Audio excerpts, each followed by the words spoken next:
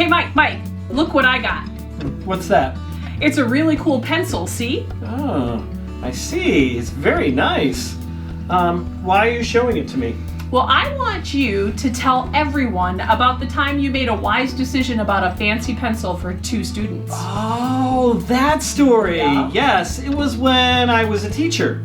Yes, that one. Yeah. It will introduce our account of King Solomon's wise decisions and show his godly wisdom in a tough situation. Oh, that's a good story, and it's a true one, too.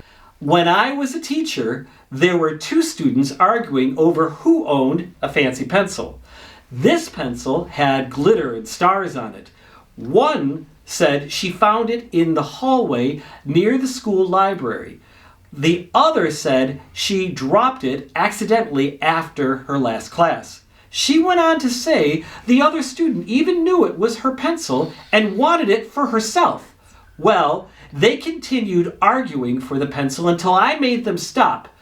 I told them they are to share the pencil by breaking it in half. Each will have half of the fancy pencil. The student who said she found it agreed to break the pencil in half, but the other student disagreed and said to let her have it instead of breaking it in half.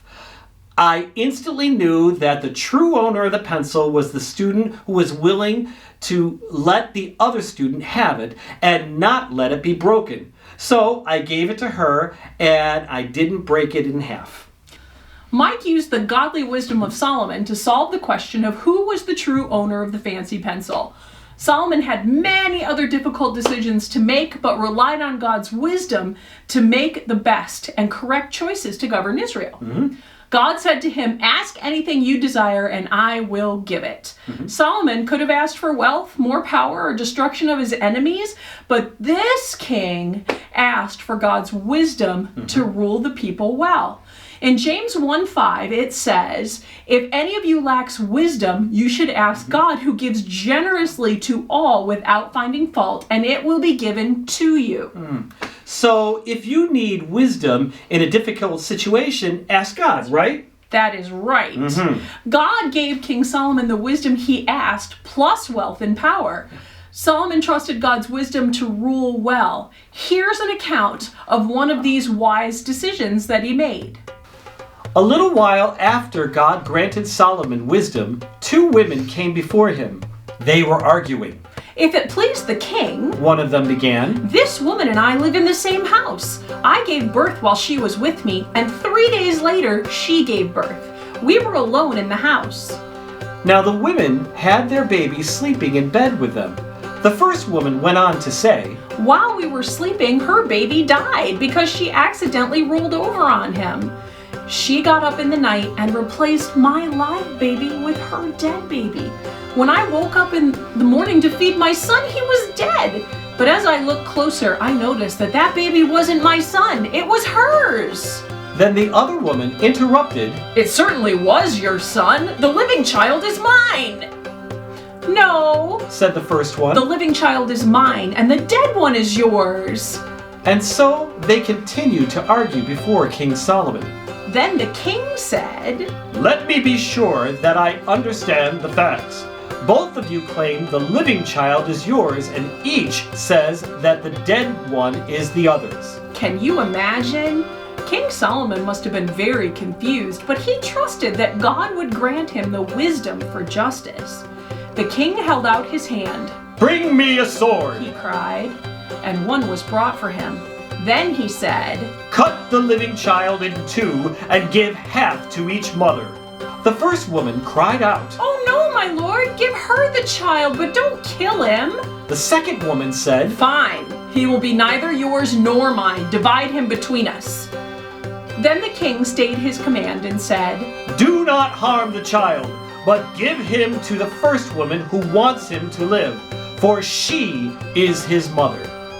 When all Israel heard the king's decision, the people were in awe of him, for they saw the wisdom God had given him for rendering justice. Wow! That must have been really hard to decide which woman was telling the truth. It's a good thing Solomon trusted God to make a wise choice, even at the risk of a baby's life. See, Solomon knew that God had the answer before he ordered the baby to be divided in half. And the king trusted God as he guided him. He never really intended to do it. Like when I decided which student owned the fancy pencil, I knew this account of Solomon's wise decision and God's hand in it to help me. Exactly. Yeah. Very good.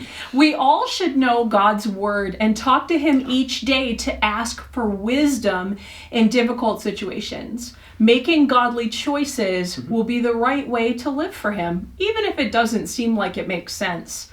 God is the source of all wisdom. He gives it to everyone. It doesn't matter who you are. All you have to do is ask. Oh. Can I borrow your fancy pencil? Sure. Why? Well, that's good stuff. I'm going to write that down somewhere so I don't forget it. All I need is some paper. Paper. Where would that be? I have to look for some paper. Maybe it's over here. Well, that's our video about Over Solomon's here. wise I decision. can't find any paper. We'll see you all next time. Okay. Thanks so much It's for over here watching. somewhere. I can't find it. It's like, okay. Mike, I think there's some paper and markers over there. Oh, okay. I think All they're right. over there. All right. Okay.